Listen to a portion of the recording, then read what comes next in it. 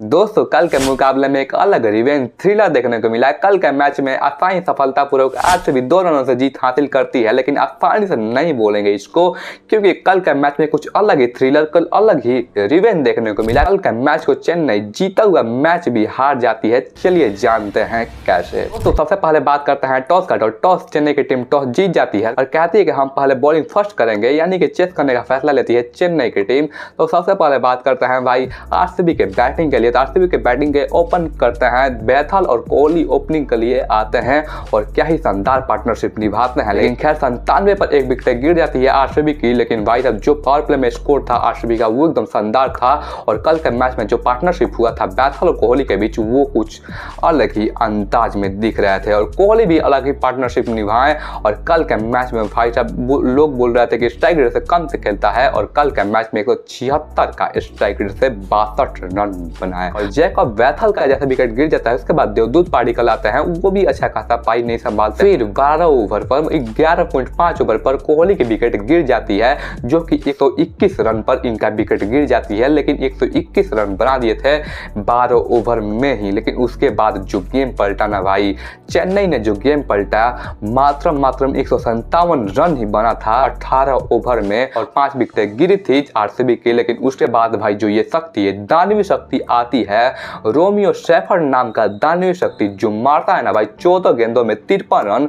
खास करके खलील अहमद को वो दुख, वो दर्द, वो पीड़ा महसूस हुआ होगा कल के मैच में। जो मारता है भाई एक ओवर में 33 रन, वो खलील अहमद को मारता है। कल के मैच में खलील अहमद क्या ही शानदार, क्या ही लाजवाब बॉलिंग करते हुए नजर आए आरसीबी के लिए। शुरू 2 ओवर डालते हैं, 2 ओवर में पिटते हैं। फिर आते हैं तीसरा ओवर डालने, डेथ में बॉलिंग कराने आते हैं। उसका तो भाई हाल एकदम बेहाल हो गया होगा। कल के मैच में 33 रन एक ही ओवर में पीट देते हैं और यो शेफर्ड। और कल के मैच में यह भी नहीं बोल सकता कि दोस्तों की खलील अहमद की बॉलिंग गलत थी, मैं भी मानता हूं। लेकिन पाथिराना के गेंदों पर भी ये रोमियो शेफर्ड नाम का दानव मारता है शॉट और कहीं भी मार रहा था, जहां मार रहा था, जहां छक्का चौका यानी कि बाउंड्री ही लग रही थी। और इसी के साथ आप लोग समझ सकते हो कि कैसे इसमें दानवी शक्ति आ गई थी कल के मैच में। और 14 गेंदों पर 50 रन लगाता है और इस सीजन में सबसे फास्टेस्ट हाफ सेंचुरी बनाता है रोमियो शेफर्ड। और इसी के साथ 157 से सीधे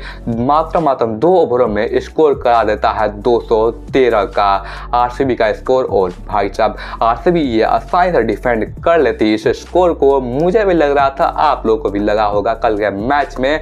और चेन्नई आसानी से नहीं चेस कर पाती इस मैच को, आसानी से क्या पूरा एफर्ट लगाकर भी इस मैच को चेस नहीं कर सकती थी कल के मैच में। लेकिन भाई ये 17 साल का नौजवान लड़का आयुष महात्रे आते हैं और अपना कमाल संभालते हैं और 94 रनों तक की पारी को संभालते हैं। और 2 का स्ट्राइक रेट से खेल रहे थे अपने आयुष महात्रे और कल के मैच में खैर ये सेंचुरी से चूक जाते हैं। और रविंद्र जडेजा और आयुष महात्रे का कल के मैच में क्या ही पार्टनरशिप शानदार देखने को मिला। और कल के मैच में भी झोल देखने को मिला। और डेवाल्ड ब्रेविस कल के मैच में आउट थे या नहीं आप लोग कमेंट बता देना। लेकिन जैसे ही आयुष महात्रा आउट होता है उसके बाद भी सीएसके को आशा था कि शायद ब्रेविस आएगा तो अच्छा खासा रन बनाएगा, लेकिन फिर भी वो 0 रन पर एलबीडब्ल्यू हो जाता है लुंगी के गेंदों पर। लेकिन फिर भी कल के मैच में सीएसके भी शानदार खेलती है। लेकिन जैसे डेवाल्ड ब्रेविस के विकेट गिरता है उसके बाद अपने थाला महेंद्र सिंह धोनी आते हैं। धोनी के चकमा देने के लिए सुरेश शर्मा को भेजता है और सुरेश शर्मा क्या शानदार बॉलिंग कराते हैं और लेग स्पिन में अपने थाला फंसते हुए नजर आते हैं। हालांकि पिछले भी मैचों में देखा गया है कि अपने लेग स्पिन में थाला फंसते हुए नजर आते हैं और कल के मैच में भी देखा गया है कि लेग स्पिन में अपने थाला फंसते हुए नजर आए कल के मैच में। लेकिन उसके बाद यश दयाल को बुलाया जाता है और यश दयाल क्या ही शानदार बॉलिंग कराते हैं। जैसे ही महेंद्र सिंह धोनी आउट होता है उसके बाद शिवम दुबे आते हैं और शिवम दुबे एक आते ही छक्का मार देते हैं 9 बॉल के साथ।